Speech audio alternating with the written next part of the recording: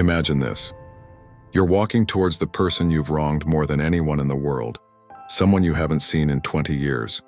The last time you saw him, he wanted to kill you, and now you see him approaching, not alone but with 400 men. This isn't a movie scene, this was Jacob's reality. 20 years earlier, Jacob had tricked his older twin brother Esau out of his birthright and his blessing.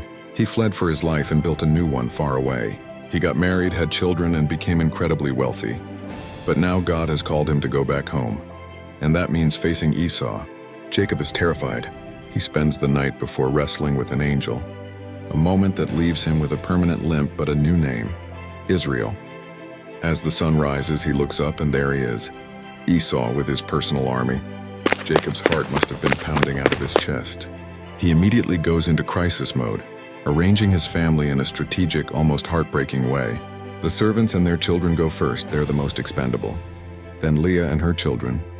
And in the very back, the most protected position, he places Rachel and Joseph, the wife and son he loves the most. He's essentially creating a human shield with his own family. Then, Jacob does something extraordinary. He walks out ahead of everyone. He's not hiding behind them. He's facing his brother. As he gets closer, he bows down to the ground, not once, but 7 times. This is an act of extreme humility, a gesture of a servant approaching a king. He's surrendering completely. He's basically saying, "My life is in your hands." The tension is unbearable. What will Esau do?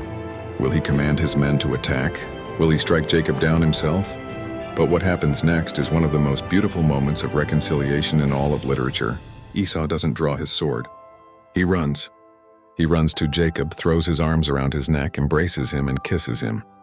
And the two brothers, separated by decades of bitterness and fear, just stand there and weep. The anger has melted away, replaced by a flood of brotherly love. When the tears subside, Esau looks up and sees Jacob's family. "Who are all these people with you?" he asks. Jacob, still humbled, replies, "They are the children God has graciously given your servant."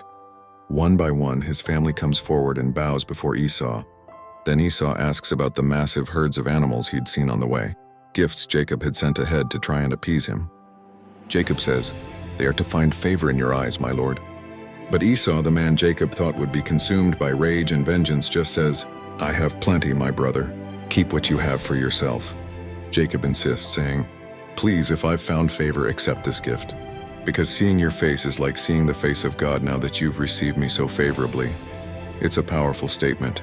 Jacob is saying that in his brother's forgiveness, he has seen a reflection of God's own grace. After Jacob insists, Esau finally accepts the gift.